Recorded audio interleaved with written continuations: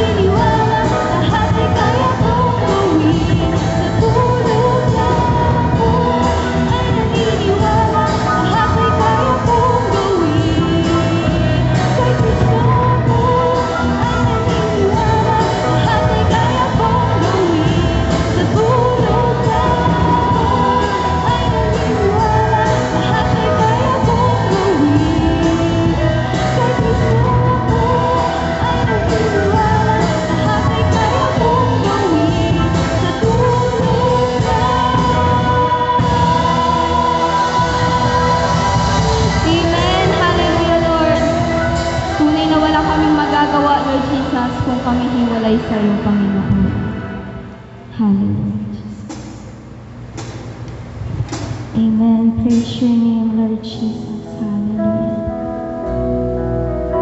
We worship you, Lord God. Hallelujah. In spirit and in truth, Lord Jesus. We praise your name, Lord Jesus.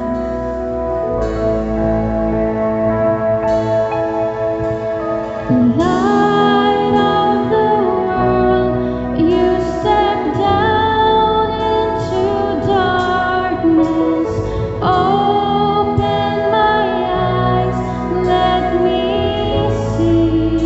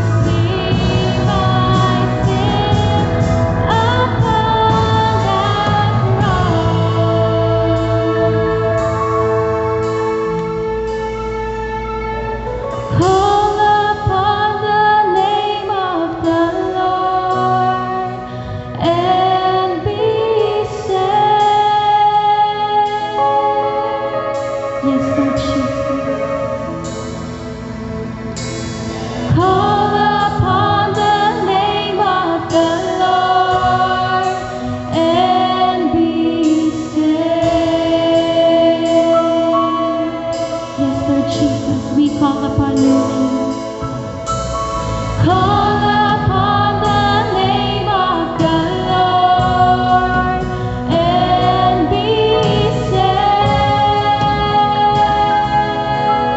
Yes, Lord Jesus. Call upon the name of the Lord and be saved. Yes, Lord, we call upon your name. Call upon the name of the Lord and be saved. Yes, Lord Jesus, hallelujah. We praise your name. Call upon the name of the Lord and be saved. Once again, let's call upon the name of the Lord. Call upon the name of the Lord and be saved. Yes, Lord Jesus, we worship you, Lord God. Hallelujah. Call upon the name of the Lord and be saved. Yes, church. Once again, hallelujah. Call upon the name of the Lord, yes, church, and be saved. Hallelujah. Once again, let's call upon his name. Call upon the name of the Lord and be saved. Lastly, let's call upon his name. Hallelujah. Call upon the name of the Lord and be saved. Yes, Lord Jesus, we call upon your name. Call upon the name of the Lord and be saved. Yes, Lord Jesus, we will call upon your name, hallelujah, forever and forever, Lord God. We will worship you, Lord Jesus. Upon your name we are saved, Lord God, hallelujah. Hallelujah, we praise your name, Lord Jesus. Forever and forever, Lord God. We worship you, Lord Jesus. Hallelujah. Your most precious name, Lord God, that brings healing, that brings salvation, Lord Jesus. We call upon your name, Lord God, and we will be saved. Hallelujah. Praise your name, Lord Jesus. We glorify your name. We worship you, Lord God. Hallelujah. In Jesus' name. Amen and amen. Hallelujah, Lord Jesus. Hallelujah. We worship you, Lord Jesus.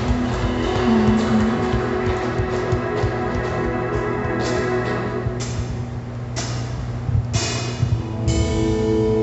Amen. Hallelujah, Lord God. Tunay na ikaw ay dakila, Panginoon. Hallelujah.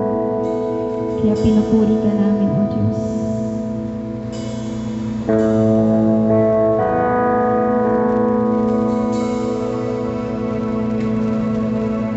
Ika'y isa, Hari,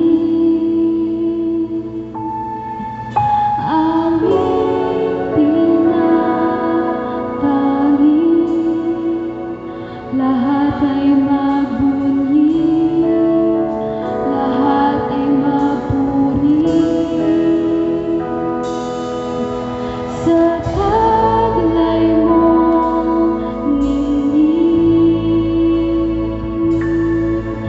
at kaliwanagan,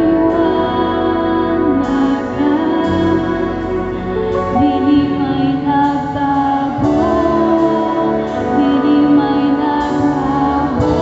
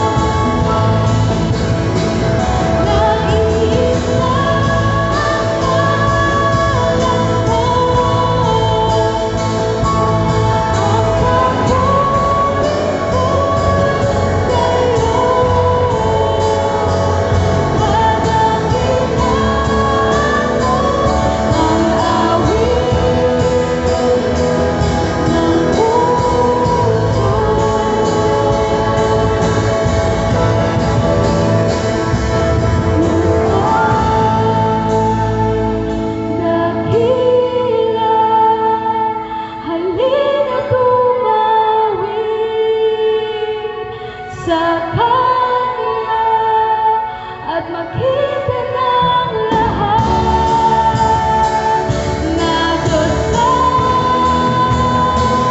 dakila.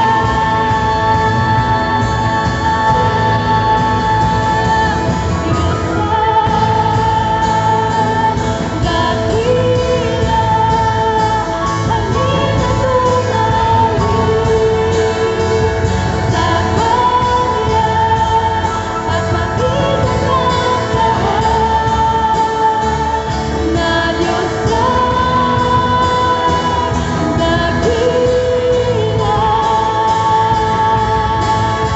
Nag-iisa, nag-iisa ang ko, ang papuri.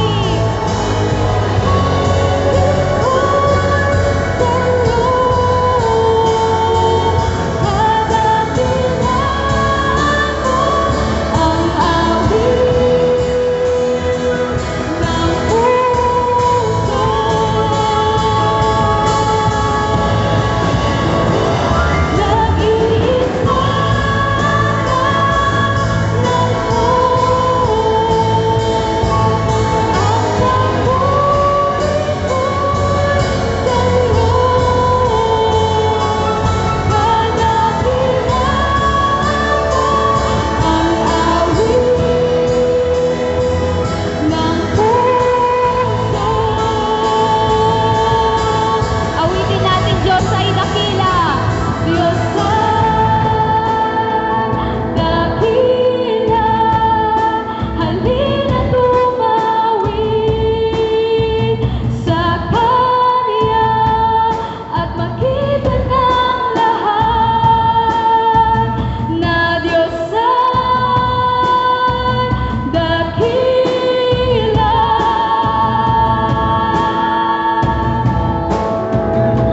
Diyos ang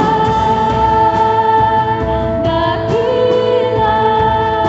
Halina tumawid sa Kanya at makita ng lahat na Diyos ang dakila. Diyos ay dakila. Dakila, halina tumawid sa Kanya at makita ng lahat na Diyos ang dakila. Minsan pa sabihin natin, Diyos ay dakila. Diyos ang dakila. Halina tumawid sa Kanya at makita ng lahat na Diyos ang dakila. Amen! Hallelujah! Tunay na Ikaw ay dakila, Panginoon Diyos. Hallelujah, Lord God. Ikaw ang Diyos na hindi nagbabago, Panginoon. Hallelujah, Lord God. Kaya purihin ang ngalan mo, Panginoon. Hallelujah. Sapagkat tunay na Ika'y walang katulad, Panginoon. Hallelujah. Tunay na walang makahihigit sa iyong dakilang pangalan, Panginoon. Hallelujah, Lord God. Tunay na nag-iisa ang pangalan mo, O Diyos. Hallelujah, na aming sasambahin sa Espiritu at katotohanan, Panginoon. Hallelujah, Lord God. Tunay na Ika'y walang katulad, Panginoon. Hallelujah. Ikaw ang aming Diyos, simula noon hanggang ngayon, Panginoon, at magpakailanman, O Diyos. Hallelujah.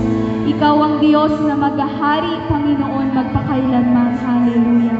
Ikaw ang Diyos na buhay, Panginoon. Hallelujah, Lord God. Ang Diyos na karapat-dapat naming purihin at sambahin, Panginoon. Hallelujah, Lord God. Kaya ang pangalan mo lamang, Panginoon. Hallelujah, Lord God, ang aming itinataas, Panginoong Diyos. Hallelujah. Hallelujah. Ang pangalan mo na higit sa anumang pangalan, O Diyos. Hallelujah. Ang pangalan mo, Panginoon, na makapagliligtas lamang sa amin, Panginoon, sa anumang uri ng kasalanan, Panginoon. Hallelujah, Lord God. At sa iyong pangalan lamang, Panginoon, kami nagkaroon ng buhay, O Diyos. Hallelujah. Kaya sa iyo ang papuri, Panginoon, pagdakila at pasasalamat, Panginoon Diyos. Hallelujah. Yes, Jesus. Hallelujah. Yes,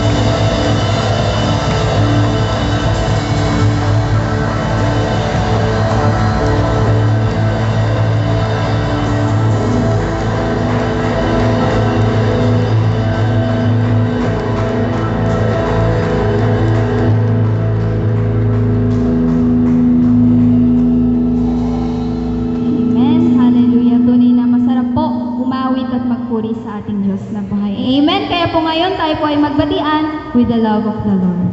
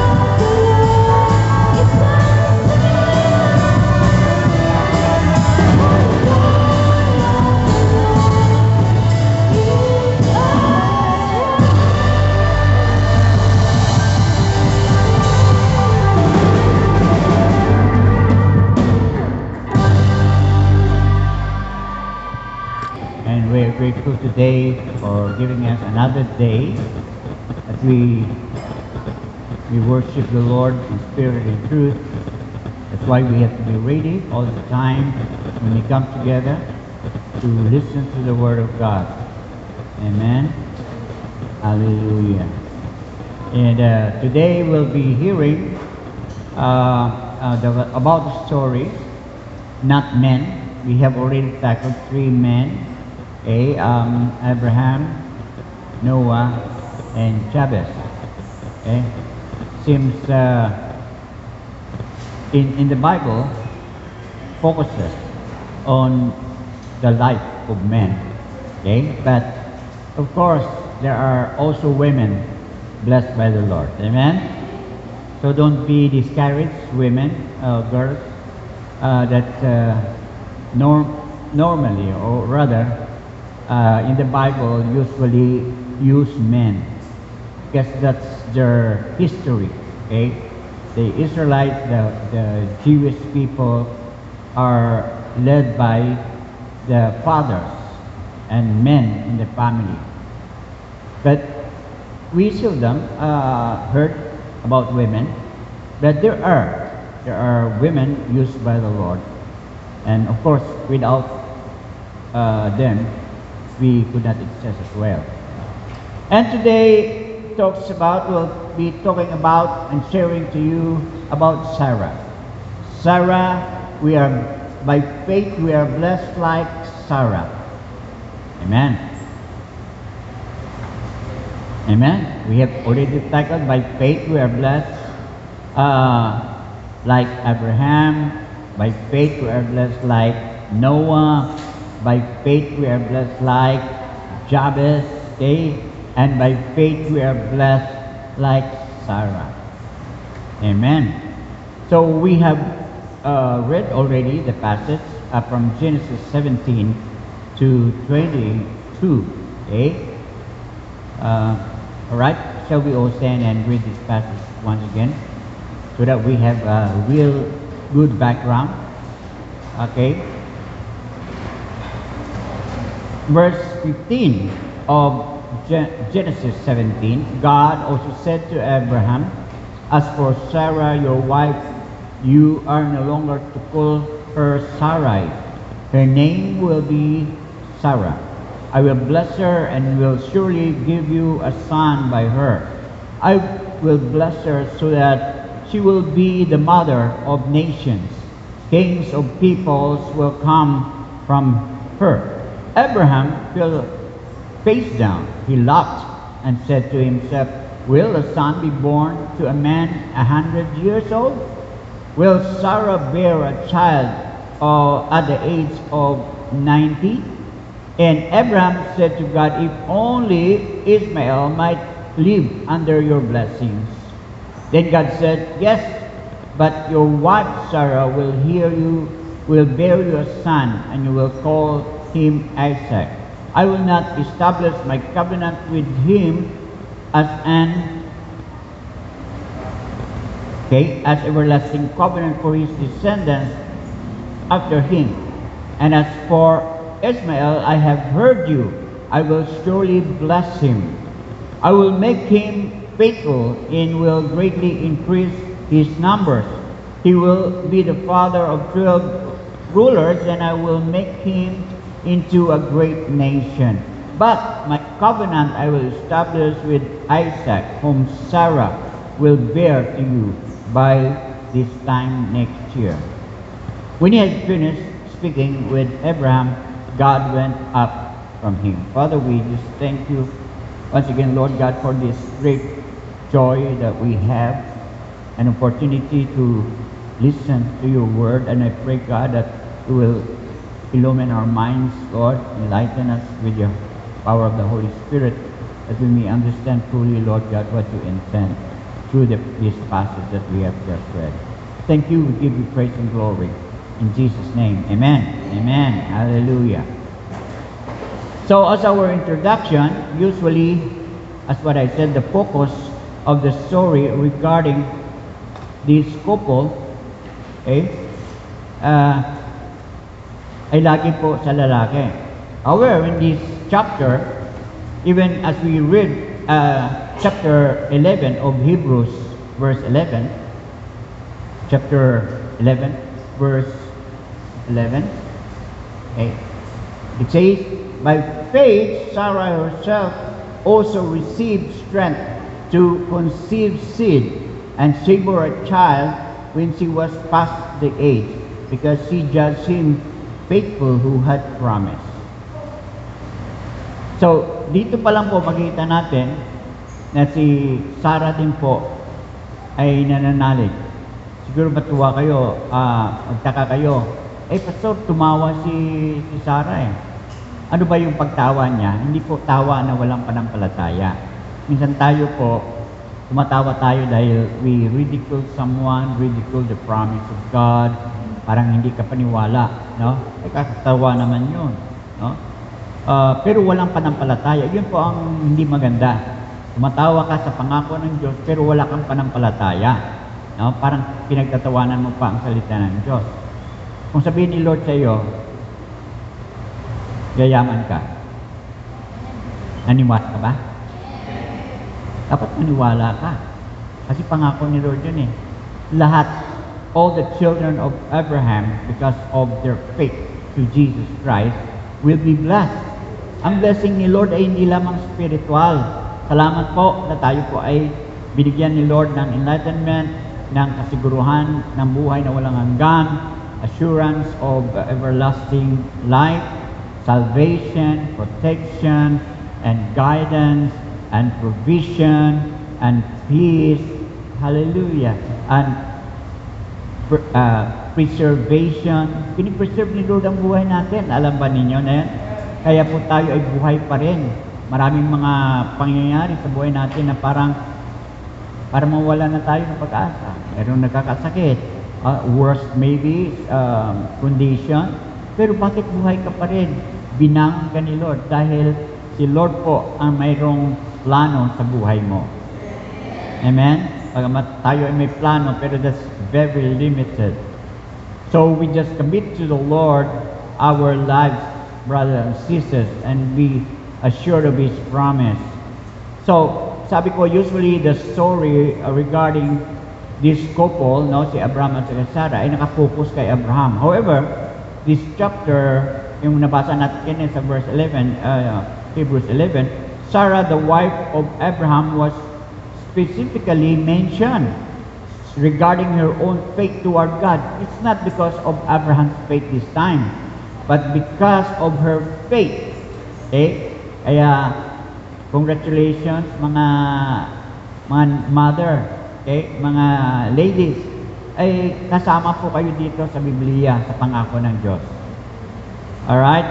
And it is only confirming that even a couple, husband and wife, they have their own individual faith to be established toward God. Hindi dahil yung asawa mo ay nanampalatayang lalaki, no, ay lahat kasama. Kahit na anak ka ng pastor, pag hindi ka nanampalataya, walang mangyari sa iyo. Okay? Normally, usually po, sabi ko sa inyo, ang mga Hudyo, ang mga lalaki po ang nangunguna sa kanilang tahanan. Hindi po babae. And even at this time, no, makikita mo, wala naman naglalakad na yung parang rabay na babae doon. Puro lalaki po, kasombrero. We've been watching that kasi po kami yun sa parang upuan at ang mga tao pa dumadaan near the wall of Jerusalem. Puro mga lalaki ang nagsusuot ng mga itim, may mga turban, okay? Lahat po yan. So, but this time po, we should not neglect na ang Lord po ay tumitingin din sa panampalataya. Ang panampalataya ng mga kababaihan. Amen?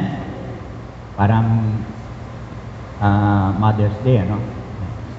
Pero, ito lamang po ay nagpatotoo mga kapatid na individually tayo po ay may pananagutan sa Diyos. Okay, let us therefore consider Sarah's faith contribution to the fulfilling of God's promise toward Abraham as to be the father of faith. So siya po ay kaambag, siya po ay kasama, siya ay sa pangako ng Diyos kay Abraham. Si Sarah po ay mayroong mahalagang role. Okay? Kayo po mga asawang babae, kayo po ay may mahalagang role sa inyong pamilya. Amen ba? Amen. Yung sinasabi po yung the father daw ay the post of the family, yung haligi. Pero yung mga nanay ay ilaw ng tahanan. Maging may ilaw kayo. Okay? Tunay na light of the world. Because we are called by God to be the light of the world. So, Sarah, the wife of Abraham. Amen? Ang pangako ng Diyos, si Abraham po ay 100 na. At nagkaroon po ng pangako ng Diyos. Next year, magkaroon ko ng anak. Through, hindi po kay Hagar o sa iba pang naging second kasi nagkaroon pa rin ng asawa si Abraham when Sarah died. Pero hindi po doon ang pangako ng Diyos. Si Sarah mismo po. Amen? So, Sarah, the wife of Abraham, sa Old Testament po, sa una bago naging Sarah, ay Sarai po ang pangalan niya. Sarah was childless until she was 90 years old. 90 years old, wala pang anak. Tapos pangakuan ng Diyos na magkaroon ng anak. Imposible? Imposible? Sa atin, imposible. Totoo, di ba? Kaya nga doon po makikita natin, sa Diyos ay walang imposible. Hallelujah. Amen. That Sarah would be a mother of nations. Genesis 17, verse 16. Ano po ang pangako? And that she would conceive and bear a son. God appeared to Abraham, reconfirmed His covenant with Abraham. Makita po natin yun sa chapter 17, 1-14, di ba? Tinatalakay ngayon. But in Genesis 17, verse 22, as we have read while ago, it regards and tells us about Sarah. Kaya nga mahalaga po ang role ni Sarah dito. God also said to Abraham, as for Sarah, your wife, you are no longer to call her Sarai. Her name will be Sarah, because she will be the mother of all nations. Naganap pa ito? That she will be the mother of all nations? Oo po. Kahit na anong iba, Islam, Hudyo, mga Kristiyano po, they acknowledge that Sarah, the wife of Abraham.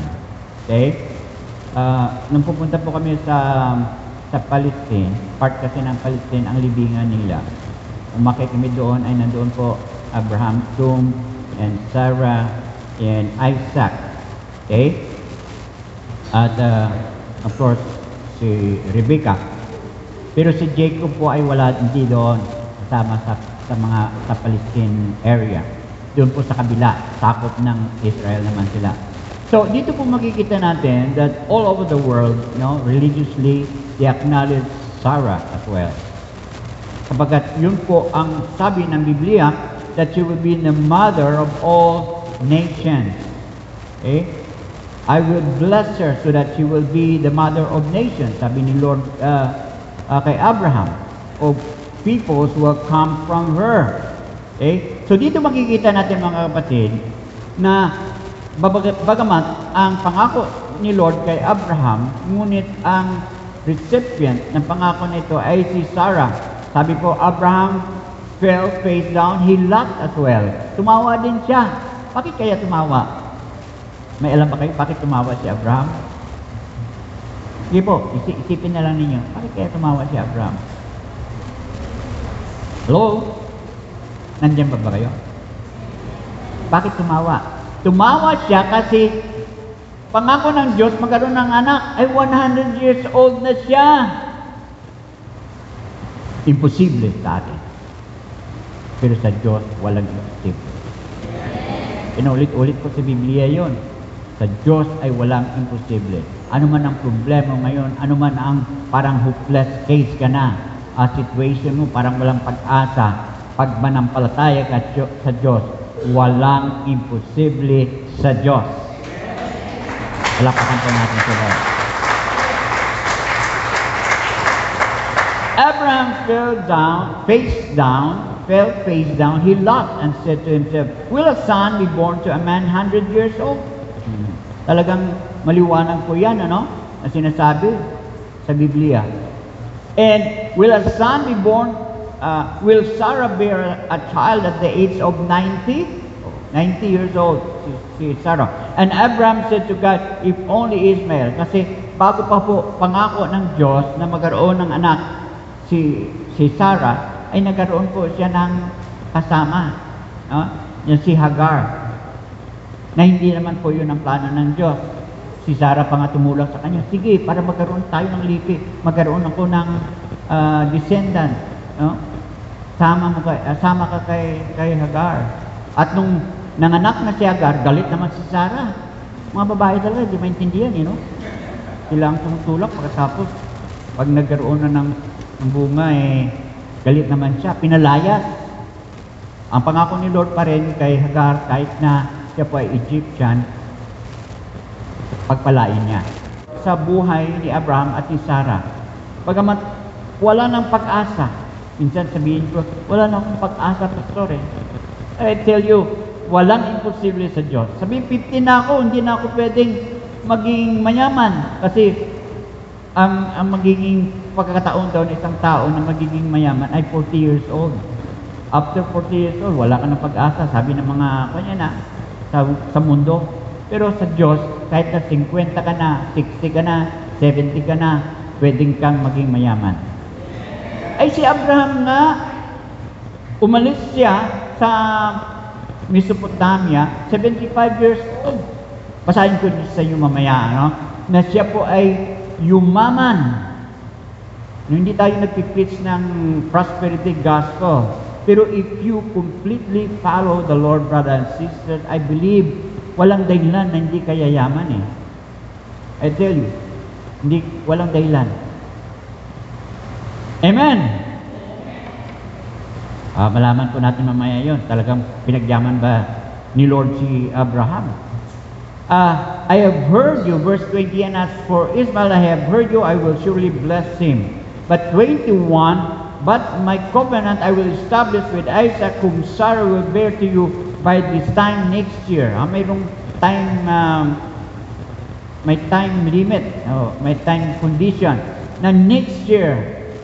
Amen. When he had finished speaking with Abraham, God went up from him. Umalis. Hindi natin alam kung paano nakipag-usap si Abraham sa Diyos, di ba? Ako, wala akong idea eh. Pero siyempre, sa Bible, kita natin through dreams. Pero totoo ito kasi gising siya eh. Through vision, no? Vision. Kahit nga nakamulat ang mata mo, nakikita mo, nakipag-usap ang Diyos sa iyo. Minsan po in our deep spirit, yung ating espiritu, naririnig natin ang salita ng Diyos. No? Pag-usap, kahit nagising ka. Minsan po nakipag-usap ang Diyos when you read the Bible. Habang binabasa mo, parang ang Diyos mismo nagsasabi sa iyo. Yun po ay naging rema, ang logo po na binabasa natin. Kasi ito, logo po ito eh. Letter lang. Pero pag maging rema to, pag binabasa po ninyo ang Biblia, bakit parang pag-usap ang Diyos sa akin? Rema, naging buhay. Gusto ba niyo yun? Hallelujah. Many ways God could speak to us, brothers and sisters. So, sa ating introduction, nabasa na natin kanina, no? James chapter 2 verse 23, alam mo ba ninyo, si Abraham po, dahil sa kanyang relasyon sa Diyos, he became a friend of God. Siya naging kaibigan ng Diyos. Grabe, no? Gusto natin maging kaibigan ng Diyos. Pero hindi, parang imposible sa atin. Tingin mo, ay, imposible na maging kaibigan ko ang Diyos. Pero sa mga nanampalataya, tunay na nanalig sa Diyos, God could be your friend. Amen? Sino pa pinakamalakas na tao kung ang kaibigan mo ay makapangyarihan? Di ba? Tuwang-tuwa ka. Kaibigan ko yun, kilala ko. But if God is your friend, you can stand wherever you are because He will preserve you. He will protect you. He will provide for you. Hallelujah. And he was called the friend of God. Okay? So, Sarah's role in fulfilling God's promise. So, makita po natin, mga kapatid, ang buhay ni Abraham at ni Sarah ay talaga po as mag-asawa, talagang nagtutulungan sila. And God's promise will be fulfilled to Sarah. Okay? Ang promise ng Diyos kay Abraham. Kay si Abraham unang-una. Kita niyo po ang Diyos ay nakipag-usap kay Abraham. Pero ang effect ay para kay Sarah, di ba? So sa Israel po, ganun talaga. Ang Diyos ay lagi nakipag-usap sa mga lalaki. In Genesis 18, verses 9 to 15 po, makikita natin, "Where is your wife Sarah?" They asked him. "There in the tent," he said. Dumating na po yung tatlong strangers. So, sabihin po natin angels. Okay? Ang tawag po dito, mga kapatid, ay nagpakita ang Diyos in a form of man. Okay? Or even angels, sinasabi po natin. No? So, now Sarah was listening. Nakikinig po siya sa tent, which was behind him. Abraham and Sarah were already old, and Sarah was past the age of childbearing. Binibigyan po ng diin dito. Sarah laughed dahil tapos na ang kanyang childbearing time or years sa buhay niya. Hindi na pwedeng manganak. Sabihin, hindi na kayo pwedeng yumaman. Hindi na kayo pwedeng gagaling. Sakit na lang kayo. No, brothers and sisters, Sarah laughed to herself as she thought, after I am worn out and my Lord, referring to Abraham, ang tawag kasi ni Sarah kay Abraham ay Panginoon. Ganyan ba ang respect niyo sa mga asawa niyong lalaki, mga babae? Panginoon, no? Tawag nila. Ibig sabihin, ready sila sumunod sa lalaki, yung asawa nila. Lagi ko sinishare to sa mga kasal, no? Kailan mag-submit ang mga babae. Si Sarah nga, tinawag yung Lord, ang kanyang asawa na si Abraham. Is old, will I now have this pleasure? Sabi niya, magkaroon ba ako ng kasiyahan dito? Then the Lord said to Abraham, why did Sarah laugh and say, well, I really have a child? Parang, kasi sa natural na physiology, wala na talaga eh. Kaya tumawa siya. Pero tumawa siya na mayroong pananampalataya sa Diyos. Hello? Hindi siya tumawa dahil hindi magawa ng Diyos kasi sa kanyang kalagayan. Tumatawa siya kasi kung gagawin ni Lord yun sa kanya na mayroong pananalig siya sa Panginoon, hindi lang katawa-tawa sa sarili niya, katawa-tawa din sa mga tao sa paligid. O si Sarah, nagkaroon ng anak. Katawa-tawa yun. Mga kapatid, kung may ginagawa ang Diyos sa buhay mo, minsan katawa-tawa sa harap ng tao, pero ikaw na tumanggap, recipient of God's blessing, will be full of joy. Will be full of joy, filled with joy. Isn't it?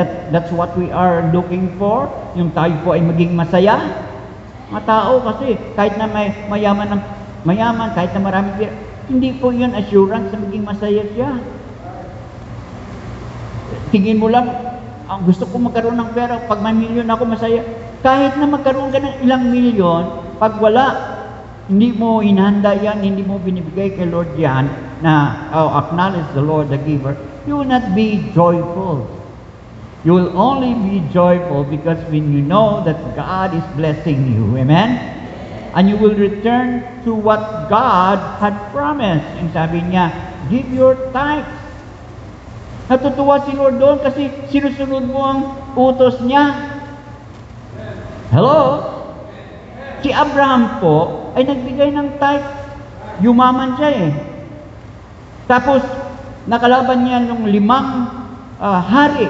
Isa lang siya, 300 something lang ang tao niya. Paano niya na-conquer yung 5 hari na yon? Ay maraming mga sundalo yon. Dahil ang Diyos ay kasama niya. Pag ang Diyos ay kasama mo, walang imposible kahit na anong harang ng mga kalaban mo, mga taong nanghadlang sa iyo, you will be blessed. Amen? And of course, Sarah was also part of God's blessing ng pangako kay Abraham. Kaya yung mag-asawa po, napaka-importante yan eh. Kaya yung sinasabi natin, your wife will be the best friend you have. Amen ba? Your husband will be your best friend. Amen? At tandaan nyo mga kapatid, sila po ay worst enemy din ninyo.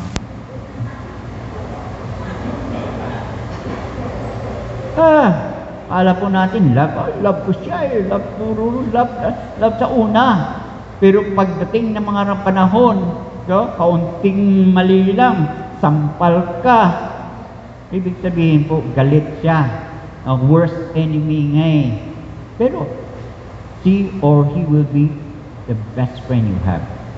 Bakit ka ginagawa na nasasaktan ka? Kasi mahal ka niya eh. Yung anak mo, mahal mo yung anak mo. Di ba? Maraming mga tatay, mga magulang pinapalo. Kasi mahal. Hindi naman naintindihan ng mga bata yun.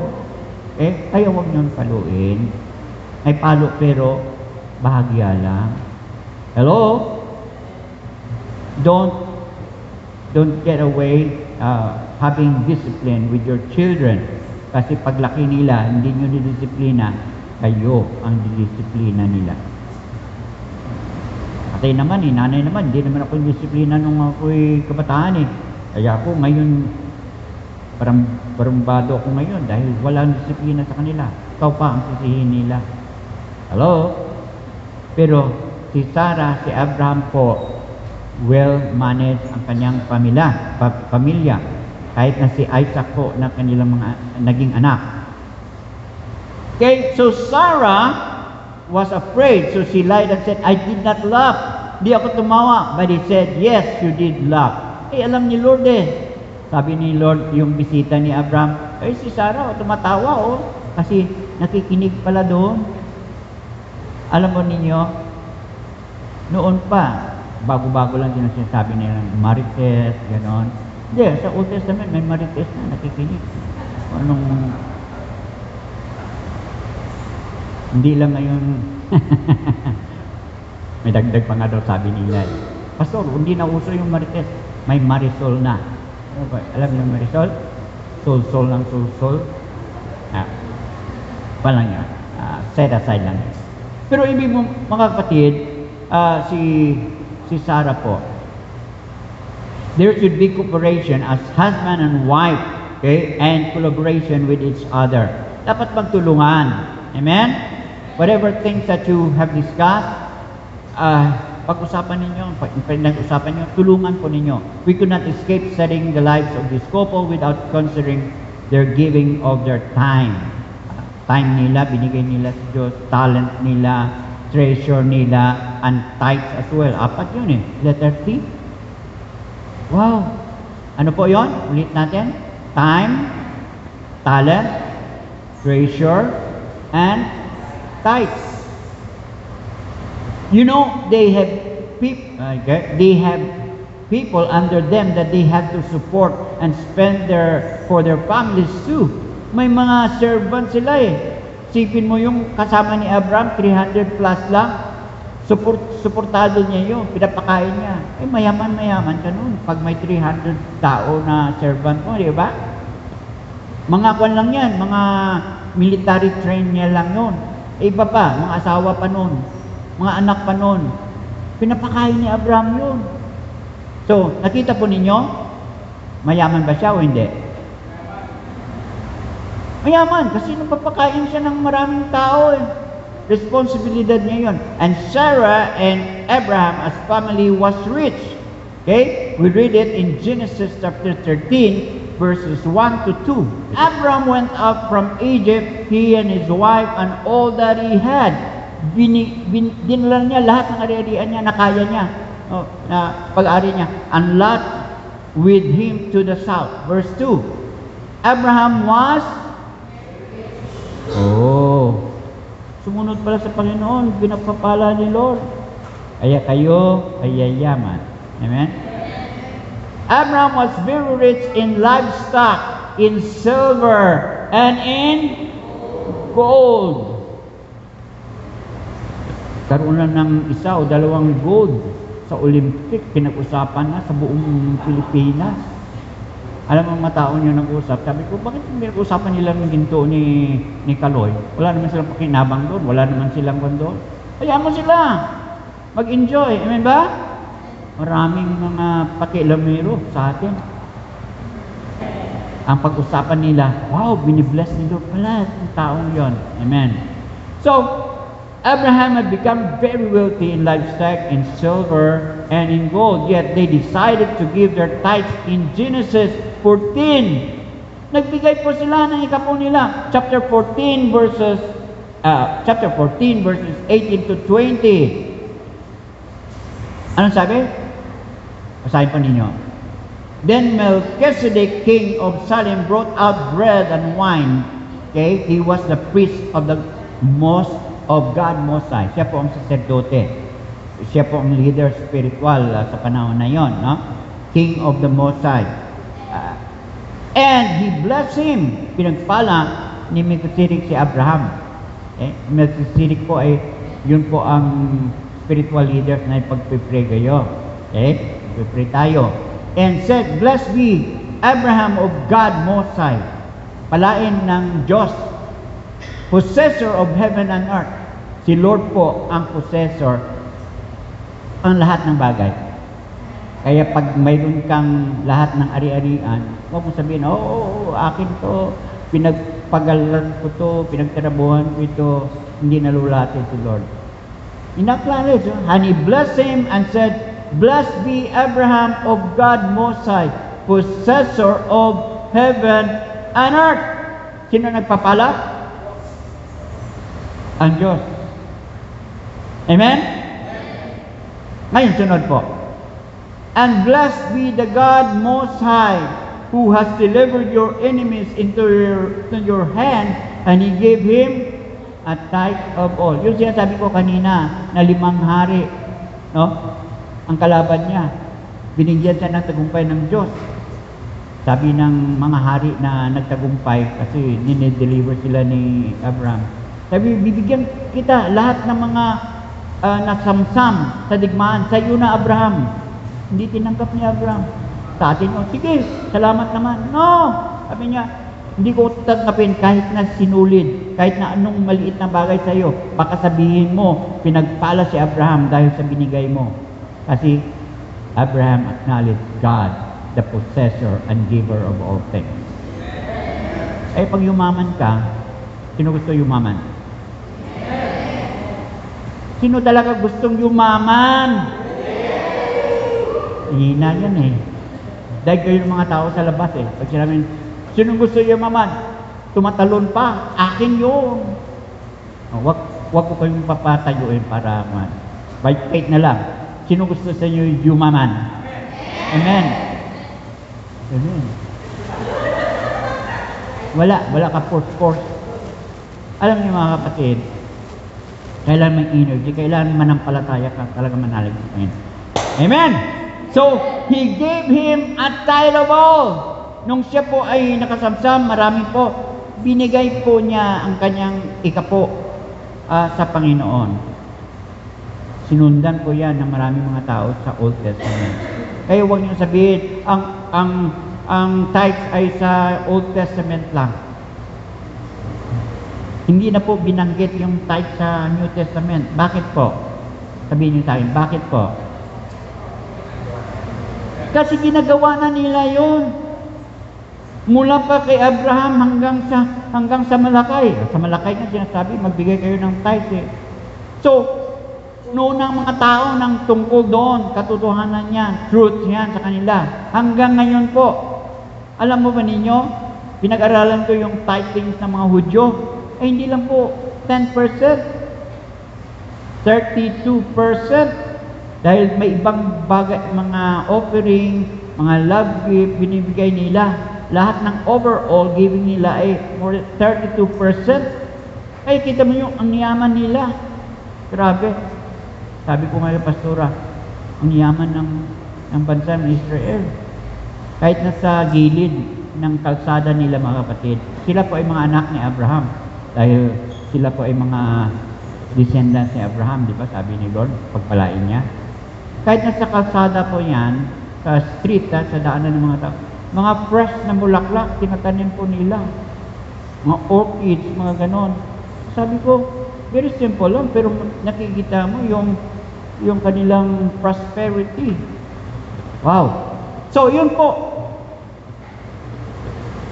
Bakit hindi na sinasabi sa New Testament? Pero sabi ni Lord, then, si Lord mismo nagsabi, nagsabi kayo na pag nag-offer kayo sa simbahan o sa temple that time, ay kailangan unahin mo yon kahit na masama ang iyong relasyon sa magulang mo.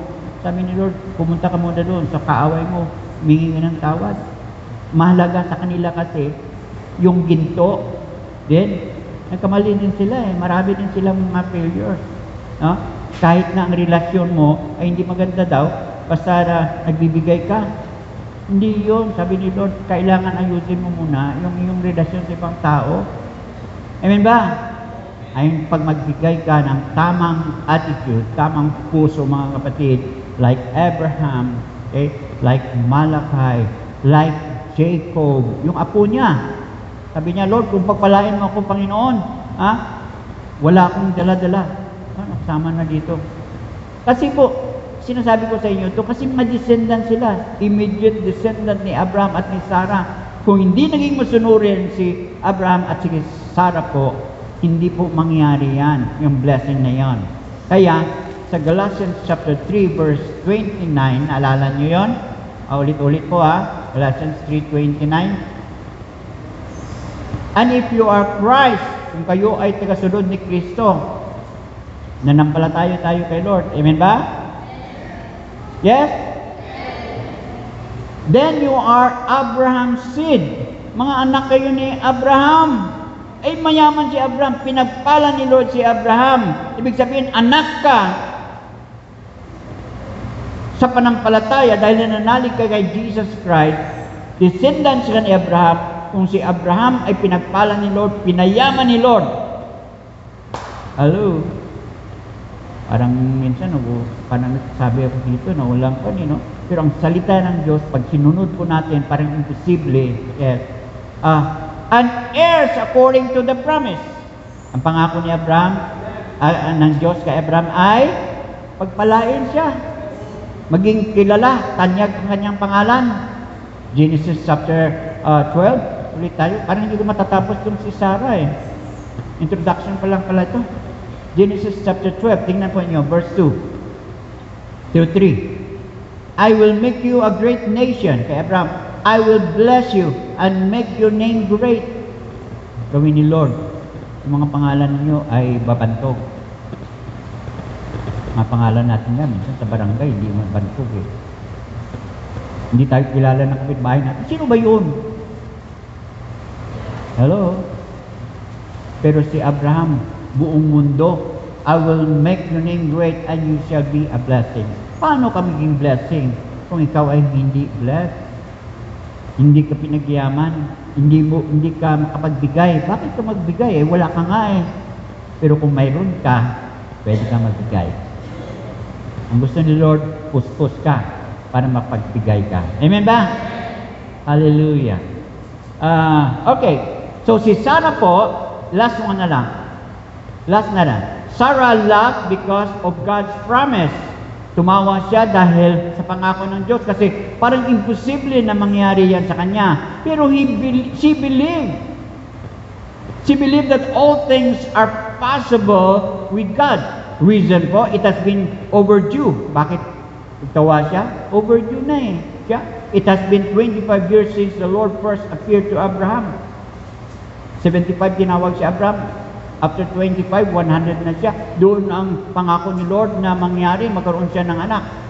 Pangalawa, it has been past childbearing. Tapos na kanyang pwedeng manganak. But at the visit of 3 strangers in Genesis 18, ito po ang pangako ng Diyos sa kanila. Diba? So, she laughed because magawa pa rin ni Lord na magkaroon siya ng anak. Even in her old age. Hindi ko na to explain sa inyo kung paano niya narinig yun. Alam na natin yun. Pero, walang imposible sa Diyos. Kaya ang tinuro ni Jesus po, ganun din. Do you think that your problem is too hard for me to answer? Imposible ba na tugunin ni Lord ang iyong mga panalangin, ang desire mo? No! He can answer it if you faithfully believe His Word. Amen? Ako po, nananampalataya nga para sa inyo Kayo ay yayaman. Pagpalain kayo ni Lord. Of course, alam ko yon. Hindi naman kailangan maging milyonaryo. Basta makakain ka, damit ka, makaglingkod ka sa Panginoon. Okay. Luke 18:27, it says, the things which are impossible with men are possible with God. Imposible sa atin, imposible kay Sarah, kaya tumawa po siya. Do you believe this word from the Lord? Do you believe that God can perform the impossible in your life, in your family, in your job, for your future, for your children's future? My question, do you really believe that God can work it out for you, even though it seems impossible? Parang imposible. Pero naniwala ka sa Diyos na gawin at magawa ni Lord sa buhay mo yan. Mangyayari po sa inyo. Mangyayari po sa atin. Amen. Because all things are possible with God. Hold on and look up. He is the God of the impossible. Siya po ang Diyos ng mga imposible sa atin. It's vital to remember that nothing in your life is beyond God's ability.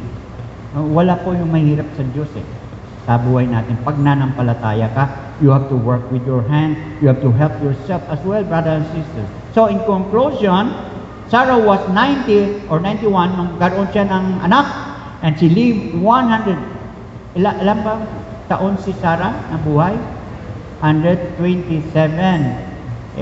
Napag-aralan po natin yung the other Sunday. So Sarah lived 127 years old, in Kiryat Arba, yung lugar po na pinuntahan po namin sa Palestine. Why? Because Sarah by faith considered God faithful. Amen? Natapat ang Diyos kahit na imposible sa tingin niya, lahat po ay posible kay Lord.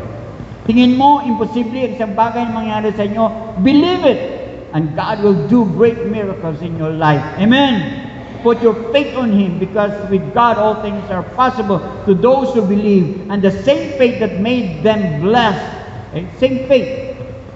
Ngayon sa ating Panginoong Jesus, na nampalataya tayo, life full of cheerfulness and laughter will be yours too. Ang sabi ni Lord, I came that you might have life and have it more abundantly. Si Lord mismo nagsabi, abundantly. As I reiterated, mga kapatid, ako noon kasi hindi ko iniisip yun Ayoko, parang wala sa akin, basta maglingkod lang ako sa Panginoon. Sige Lord, sige. Ay, may pamilya tayo, may pamilya kayo, may mga anak kayo, may mga apo kayo. Gusto ba ninyo na yun pa rin ang buhay mo para sa inyong mga anak, para sa inyong mga apo? Siyempre, gusto mo sila talagang spiritually blessed, financially blessed, physically blessed, na maging healthy sila. Amen? So, the same faith that made them blessed, life full of cheerfulness and laughter, will be yours too. Mga buhay nila, puno ng tawa Alam mo, minsan, ang Diyos po ay nakakatawa. Totoo po yun. Kaya pag ginawa ni Lord ang imposible sa iyo, tatawa ka talaga. Pero dahil sa panampalataya, nanalig ka. Amen ba? So, indeed, by faith, we are also blessed like Sarah. Amen. Father, we just thank you for short message about her life, Lord God. That indeed you bless her, you bless Abraham as well, you bless the whole family, even their children, Lord, like Isaac and Jacob, Lord. And all of us, Lord God, recipient of your blessing, because we put our faith in Jesus Christ. All things are possible with you, Lord God. Hallelujah. And today, I pray, God, that you will inspire us, Lord God, with your holy word, with the power of the Holy Spirit, and we will be able, Lord God, to gain things that you have promised, Lord God, right before our eyes. Not for our children only, not for our grandchildren, but for ourselves, Lord God, while we are still living and enjoying life as Christians, as believers, Lord. Help us to believe, Lord God, great things will happen in our lives, oh Lord God, today. Oh Lord God, you are God who blesses. You are God who promised Abraham and Sarah, Lord God, that you will have a good life, cheerful life, with full of laughter. How can we laugh, Lord, when we are sick? How can we laugh when we are poor? How can we laugh, Lord God, when we are nothing? Thank you, Jesus. At least, Lord God, we could eat, we could wear clothes according, and we may show to people that you indeed bless us, Lord. Help us to believe and put our trust in your word. Your word will not change, Lord. Your word is true, and your word is very creative, Lord God. It will happen in our lives as we believe, Lord. Thank you, Lord, that all things are possible with you. We commit to you, Lord God, your word. In Jesus' name, lahat po magsabi ng amen. Amen. Amen. Palapakan po natin ang Panginoon. Thank you, Jesus. Hallelujah.